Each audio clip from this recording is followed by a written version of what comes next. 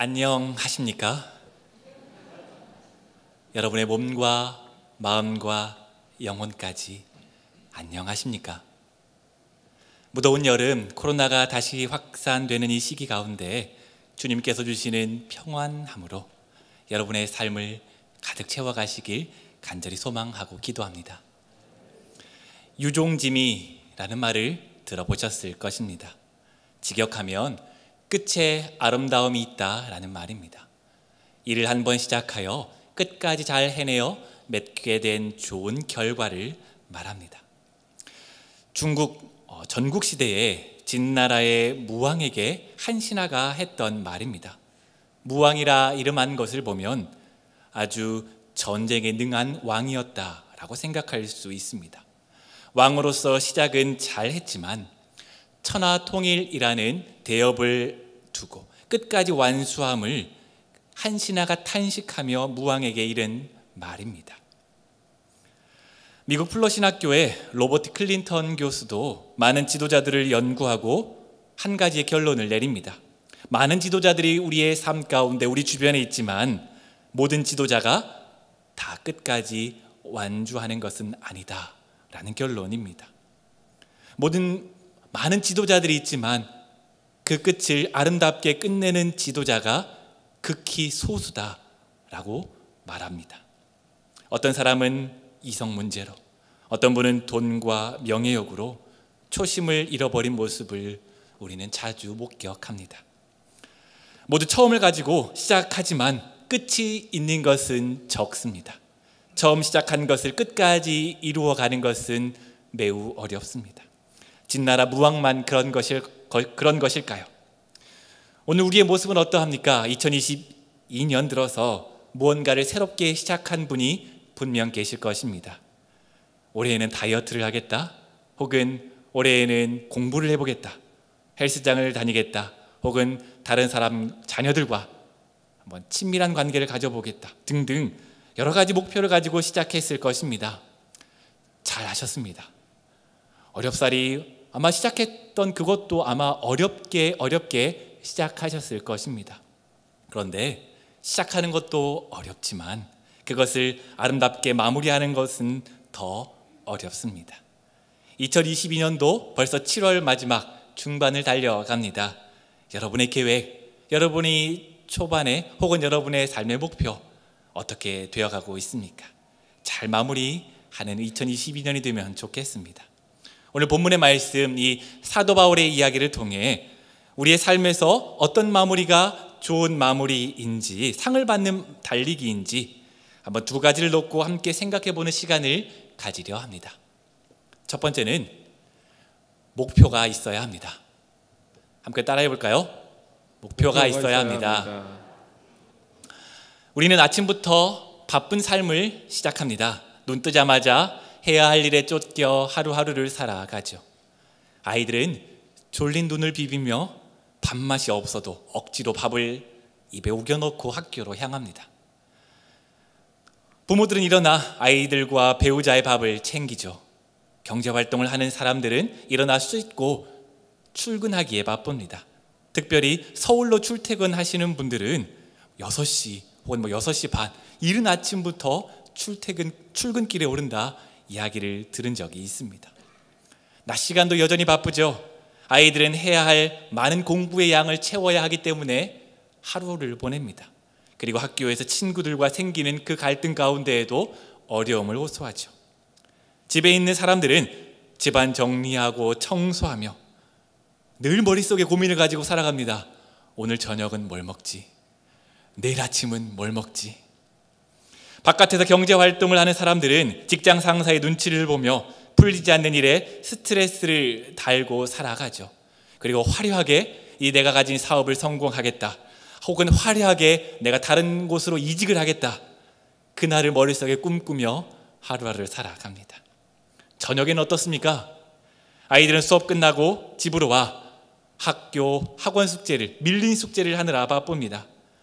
또한 부모들은 자녀의 미래, 연로하신 부모님들의 건강 걱정, 오르는 전셋값과 높은 이율에 따른 이자, 압박감과 풀리지 않는 이 미래에 대한 고민으로 복잡한 저녁을 보냅니다.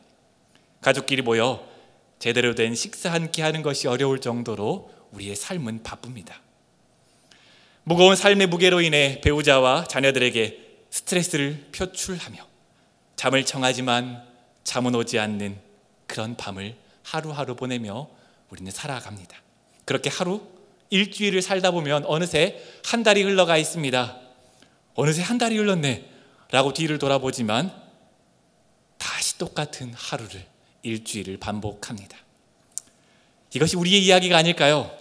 아마 조금씩은 다를지라도 바쁜 하루를 보내고 있는 우리의 모습이 이 이야기지 않을까 싶습니다. 분주한 삶을 살아갑니다. 바쁜 것은 좋은데요, 하루하루 지내다 보면 내가 무엇 때문에 이렇게 바쁘고 정신없는 삶을 살아가고 있는지, 왜 사소한 것으로 사랑하는 가족들과 서로 잡아먹지 못해 안달인지, 이렇게 바쁜 하루 가운데 마음 놓고 웃어본 적이 언제인지 스스로 자괴감이 들 때가 있습니다. 이런 바쁜 삶이 언제 끝날까요? 아마 장애물을 만날 때일 것입니다.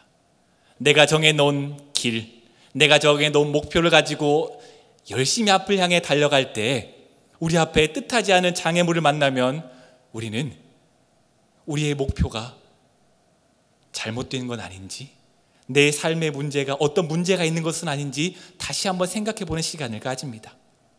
아무런 문제가 없을 것이라 여겼던 나의 사랑하는 자녀가 사춘기라는 이유로 내가 정한 틀을 벗어나려 할 때, 언제나 건강할 것이라 생각했던 부모님에게 영원한 이별을 겪어야 할 때, 누가 무엇이라 해도 건강을 자신했던 내 삶 가운데 감당하지 못할 큰 질병이 찾아왔을 때, 경제적인 상황이 변하여 실직하거나 우리의 삶의 환경이 변하여 요동칠 때 우리는 우리의 삶 앞에 놓인 장애물을 맞이하며 망연히 주저앉아 하늘을 멍하게 바라봅니다. 이게 내가 진짜 원하는 삶이었나? 하루도 바쁘지 않았던 날이 없었는데 내 삶은 무엇이었을까? 내게 남는 것은 무엇일까? 한번 생각해보는 시간이 바로 장애물을 만날 때입니다. 오늘 본문을 쓴 이 사도 바울은 원래 예수님을 믿었던 사람은 아닙니다. 그는 유대교의 열심이었던 사람입니다. 예루살렘 교회를 핍박하고 그 일에 앞장했던 사람이 바로 사도 바울입니다. 스데반이 돌에 맞아 죽을 때 그 자리에서 스데반의 죽음을 당연하다 여겼고요, 예루살렘에 있는 교인들을 핍박하며 옥에 가둘 때 앞장서서 그리스도인들을 잡았던 사람이 이 사도 바울입니다. 얼마나 열심이었는지요.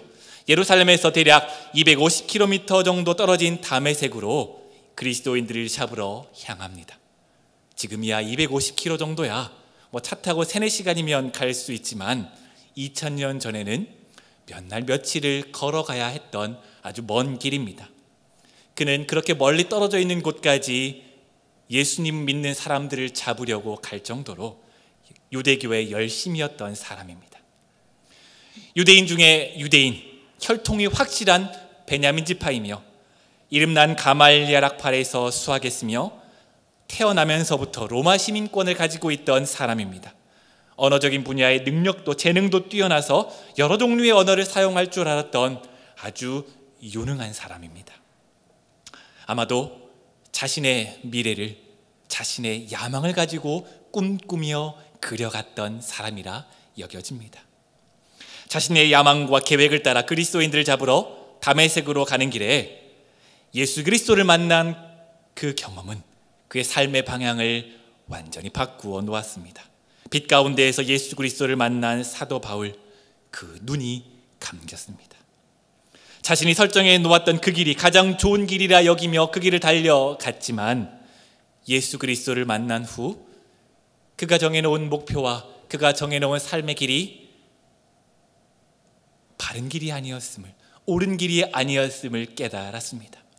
그리고 자신의 걸음을 스스로 옮기지 못해 다른 사람의 부축을 받고서야, 다른 사람의 도움을 받고서야 그 걸음을 겨우겨우 떼냅니다. 내가 걸어왔던 삶이 전부가 아니었음을 그는 장애물을 만났을 때 깨달았습니다. 그의 삶의 목표를, 그리고 그의 삶의 목표를 하나님 안에서 다시 설정합니다. 그리고 그 목표를 향해 복음 전하는 삶을 살아갑니다. 사도행전 20장 23절에서 24절까지의 말씀, 우리 같이 한 목소리로 읽어보겠습니다. 시작. 오직 성령이 각 성에서 내게 증언하여 결박과 환난이 나를 기다린다 하시나 내가 달려갈 길과 주 예수께 받은 사명 곧 하나님의 은혜의 복음을 증언하는 일을 마치려 하면은 나의 생명조차 조금도 귀한 것으로 여기지 아니하노라. 아멘. 고린도전서 9장 23절에는 이렇게 말합니다. 내가 복음을 위하여 모든 것을 행함은 복음에 참여하고자 함이라. 그는 복음을 위하여 모든 것을 걸고 달려갔습니다. 하나님의 은혜의 복음을 전하는 일을 위해 그의 모든 것을 걸고 앞을 향해 경주합니다. 그리고 그는 그것을 사명이라 말합니다. 그가 하나님 안에서 목표를 설정하고 사명을 정한 후에 이 사도 바울의 삶 가운데 장애물이 없었을까요? 어려움이 없었을까요? 결코 아닙니다. 그가 하나님 앞에서, 하나님 안에서 목표를 설정하고 그 길을 달려가기 시작한 그 이후에도 그의 앞에는 많은 장애물과 어려움이 있었습니다. 옥에 갇히고 40에서 하나 감한 매를 5번이나 맞았으며 돌로 맞아 죽을 뻔했고 3번이나 파선했고 일주야를 깊은 바다에서 지냈으며 굶고 굶주리며 목마르고 강도에게 생명의 위협을 받았습니다. 하지만 그는 다시 일어났고 복음 전하는 일에 최선을 다하며 그의 앞에 놓인 경주를 끝까지 완주합니다. 여러분의 삶의 목표는 무엇입니까? 한번 여쭙니다. 안정적인 노후, 자녀들의 결혼과 성공, 가족의 구원, 여러 가지 여러분의 삶의 목표와 계획들이 있습니다. 그런데 그것이 여러분의 계획과 목표가 하나님의 생명을 잇대어 살아가고 있는 여러분의, 하나님의 자녀로 살아가고 있는 여러분의 진정한 목표입니까? 삶의 표대입니까? 내 욕심, 내 욕망, 남들이 가지고 있기에, 남들이 소중히 여기기에 목표로 세우고 쫓아가고 있는 것은 아닙니까? 하나님의 영원한 생명에 잇대어 우리의 삶의 목표, 그 표대를 세우는 귀한 복을 누리시길 간절히 소망하고 축복합니다. 혹여 여러분의 목표가 장애물을 만나 좌절되어 낙심하여서 하늘만 바라보며 원망한 채 살아가고 있지는 않습니까? 명확한 표대, 명확한 목표가 있다면 우리는 장애물을 만나더라도 다시 일어날 수 있습니다. 다시 일어나서 앞을 향해 달릴 수 있습니다. 사도 바울처럼 예수 그리스도 안에서 삶의 목표를 다시 세우고 예수 그리스도 안에서 우리의 삶의 목표가 사명으로 바뀌어지는 복된 역사가 있길 축복합니다. 두 번째로는 소통을 위한 다리를 만들어야 합니다. 소통을 위한 다리를 만들어야 합니다. 다리의 용도는 무엇일까요? 다리는 도로, 철도, 수로 등 운송로상의 장애물을 건너거나 통과하는 목적으로 건설되는 구조물을 말합니다. 여러분, 다리를 건너보신 적이 분명히 있을 것입니다. 여러 종류의 다리가 있죠. 우리나라에서 가장 긴 다리는 인천대교입니다. 또한 바닥에 구멍이 뚫려있는 출렁다리, 출렁거리는 출렁다리도 있고요. 또한 저는 어렸을 때 그런 논과 논을 이어주는 외나무 다리도 많이 건너 다녔습니다. 여러분이 건넌 다리 중에 가장 건너기 힘들었던 다리는 어떤 다리였습니까? 제가 유튜브 영상을 보다가 어떤 한 재밌는 영상을 본 적이 있는데요. 중국에서 찍은 영상이었습니다. 높은 산 봉우리가 이렇게 2개가 있었는데 이 산 봉우리를 연결하는 다리가 있었습니다.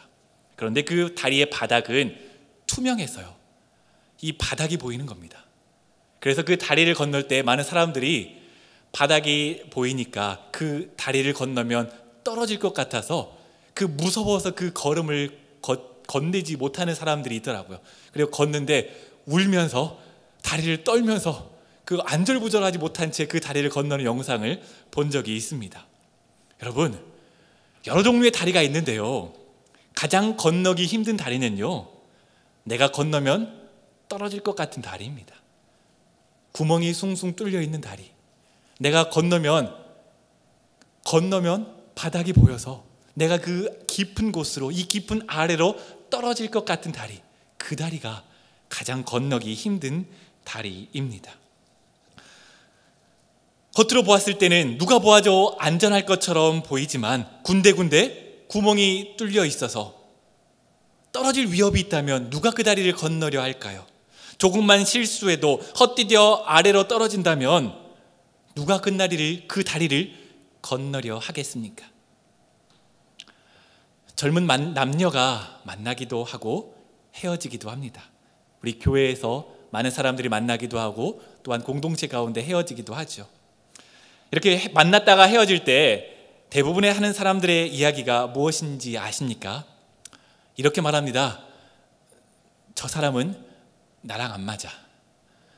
저 사람은 나랑 안 통해. 저 사람이랑은 이야기를 해도 대화가 통하지를 않아. 많은 사람들이 그렇게 말하죠. 우리는 상대방과 다리를 만들며 살아갑니다. 그런데 우리가 이렇게 소통할 때, 다른 사람들과 만나면서 이야기할 때 어려움을 겪는 것은 상대방과 연결된 그 다리를 건널 때, 그 다리를 건너가다 상처를 받는 겁니다. 그 다리를 건너기가 어려운 겁니다. 무엇인가 대화를 하기만 하면 말 가운데 상처를 받고 구멍이 숭숭 뚫려 있어서 이 사람까지 갈 수가 없는 거죠. 이 사람과 연결되어 있다는 느낌을 하나도 받지 못하는 그런 다리입니다. 상대방과 연결된 다리를 건널 때 상처를 받는다면, 아슬아슬한 추락의 위기를 감내하며 건너가야 한다면 그 다리를 건너려 하는 사람이 있을까요? 대화를 시작하기만 하면 구멍 뚫린 다리를 아슬아슬하게 건너가야 하는 위협을 감수해야만 한다면 아마 나중에는 그 다리를 끊어버리게 될 것입니다. 제가 교회에서 사역하다가 이런 얘기를 들은 적이 있습니다. 목사님, 결혼하셨어요? 목사님, 아이는 있으신가요? 제가 젊어 보이죠? 젊어 보이지만 저도 벌써 결혼 8년 차입니다. 아이도 2명이나 있습니다. 살면서 아내와 농담으로 하는 이야기가 있습니다. 여보, 당신이랑은 참 로또 같아. 하나도 맞는 게 없네. 그래도 이 연애 3년, 결혼 8년의 시간 동안 저와 아내와 서로 연결된 다리의 구멍을 하나씩 메워가는 느낌입니다. 언젠간 아내와 연결된 그 다리 가운데에서 두 발로 콩콩 뛰며 빠질 염려 없는 튼튼한 다리가 될 것이라 믿어 의심치 않습니다. 여러분도 그런 은혜가 있길 소망하고 축복합니다. 제가 대학교 다닐 때 20대 초반이죠. 학교에서 어떤 한 형을 만났습니다. 그 형이 나이가 늦은 나이에 학교에 와서 많은 것을 알고 또한 저에게 많은 조언을 해주었던 형입니다. 그 형이 했던 말이 있죠. 약돌아, 내가 이렇게 너에게 말하는 건 다 너를 위한 거야. 너 잘 되라고 하는 거야. 너 내 말만 듣고 잘 따라와. 내가 말한 대로 가면 너 좋은 길로 갈 수 있을 거야. 그런데요, 그 형의 말이, 지금 와서 곰곰이 생각해보면 그 형의 말이 다 맞거든요. 그 형의 말이 다 맞고 저에게 좋은 말, 옳은 길로 안내해 주는 거는 맞아요. 그런데 너무 불편해요. 맞는 말인데 그 형의 이야기를 듣고 있으면 왜 이렇게 불편한지 모르겠어요. 그 형이 내 말이 맞고 내가 먼저 경험했기에 내 말만 맞고 너는 내 뒤만 따라와 라고 말하면 제 이야기는 듣지 않고 있는 그 상황 가운데 그 형이 저에게 많은 사랑과 많은 관심을 베풀어 주었음에도 불구하고 저는 제 속마음을 이 형에게 제대로 이야기해 본 적이 없습니다. 자기 생각만 옳고 내 말은 들어주려 하지 않았기 때문이죠. 여러분의 삶 가운데 이런 관계는 없습니까? 저 사람 말은 맞는 말인데 왜 이렇게 그 사람 말만 듣고 있으면 참 불편한지 모르겠네. 내 아내의 말은 맞는 말인데 어쩜 그렇게 기분 나쁘게 하는지 모르겠네. 내 남편의 말은 맞는 말인데 어쩜 그렇게 나를 무시하는지 모르겠네. 우리 엄마의 말은 맞는 말인데 왜 이렇게 듣고 있으면 화가 나지? 나는 이 사람과는 깊은 대화를 못하겠어. 나는 내 말을 들어주지 않는 이 사람과 대화의 달을 이어가지 못하겠어. 혹여라도 우리의 삶 가운데, 여러분의 삶 가운데 이런 다리를 만들고 계시진 않습니까? 구멍이 숭숭 뚫린 다리, 일방통행인 다리, 나만 건너가고 상대방은 건너오지 못하게 하는 다리. 여러분의 다리는 어떤 다리입니까? 이게 과연 저만의 이야기일까요? 여러분은 어떠십니까?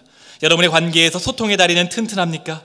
겉으로 보이기엔 튼튼해 보이지만 구멍이 뚫려 있어서 어느 누구도 오고 가지 못하는 다리, 그 다리가 여러분의 다리는 아닙니까? 사도 바울은 목표가 명확했습니다. 예수 그리스도께 받은 은혜의 복음을 전하는 목표입니다. 그는 복음 전하는 목표를 위해 상대방과 이어진 다리를 만들었습니다. 그 사람의 마음에 닿는 다리입니다. 고린도전서 9장 20절에서 21절까지의 말씀을 우리 같이 한번 읽어보겠습니다. 시작. 유대인들에게 내가 유대인과 같이 된 것은 유대인들을 얻고자 함이요 율법 아래에 있는 자들에게는 내가 율법 아래에 있지 아니하나 율법 아래에 있는 자들같이 된 것은 율법 아래에 있는 자들을 얻고자 함이요 율법 없는 자에게는 내가 하나님께 율법 없는 자가 아니요 도리어 그리스도의 율법 아래에 있는 자이나 율법 없는 자와 같이 된 것은 율법 없는 자들을 얻고자 함이라. 아멘. 사도 바울이 유대인들에게 가서 율법 없는 이방인처럼 행동했다면 어떻게 됐을까요? 이방인에게 다가가서 율법으로 무장한 유대인처럼 행동했다면 어떻게 됐을까요? 그들 사이에 소통이 일어나서 예수 그리스도가 메시아로 이 땅에 오셨다는 복음을 증거하는 그 일, 이 사도 바울이 감당할 수 있었을까요? 사도 바울은 유대인에게는 유대인의 모습으로, 이방인에게는 이방인의 모습으로 그 사람들의 마음에 닿는 다리를 놓아 그가 정한 목표를 가지고 그 다리를 건너갔습니다. 여러분, 여러분의 삶의 목표 정하셨습니까? 아마 아주 멋진 목표를 정하셨을 겁니다. 그런데 그 길 홀로 가시렵니까? 여러분이 정한 그 목표, 그 정한 그 길, 그 달리기 홀로 가시렵니까? 사랑하는 가족과 함께 가는 건 어떨까요? 사랑하는 아내와 남편과 토끼 같은 자식과 손자들과 함께 손잡고 걸어가는 건 어떨까요? 우리 사랑하는 거룩하빛 운정교회 안에서 공동체 식구들과 함께 걸어가는 건 어떨까요? 사랑하는 가족이지만 그 대화가 끊어져 있습니까? 사랑하는 자녀들과 대화를 이어가기가 힘듭니까? 여러분의 주변에 사람이 자꾸만 없어지는 것 같나요? 여러분의 다리를 점검해 보시길 바랍니다. 여러분의 다리가 튼튼하다면, 건너가도 될 만큼 안전하고 넓다면, 보고 또 봐도 다시 볼 만큼 아름답다면 오지 말라 해도 그 다리를 건너올 것입니다. 각자 삶의 자리에서 삶의 목표를 달려갈 그때 동행할 사람들과 소통의 다리를 만들어 그 길을 함께 걸어가는 복을 누리시길 축복합니다. 특별히 하나님께서 우리에게 주신 가장 소중한 가정에서 함께 걸어갈 동역자의 축복을 누리시길 간절히 소망하고 축복합니다. 말씀을 마치겠습니다. 상을 받는 달리기는 목표가 있어야 합니다. 소통을 위한 다리, 함께 건너갈 그 다리 있어야 합니다. 달릴지라도 상을 받는 사람은 달려가야 할 목표를 알고 끝까지 달려가 그 길을, 그 경주를 마무리 않는 사람입니다. 사도 바울은 목표를 알았고 자신이 상대방과 있는 다리를 만들어 상대방에게 복음 전하는 그 사명을 이루어 갔습니다. 목표를 향한 여러분의 경주는 오래전부터 시작되었습니다. 그 경주는 오롯이 여러분의 것입니다. 그 누구도 대신할 수 없으며 그 누구와도 비길 수 없는 그 경주는 오롯이 여러분의 것입니다. 그 경주, 상을 받도록 달려가십시오. 푯대를 세우고 예수 그리스도 안에서 사명을 정하며 다리를 만들어 우리의 사랑하는 가족들과 공동체와 함께 그 길을 걸어가십시오. 그 길 끝에는 하나님께서 우리를 반겨주실 것입니다.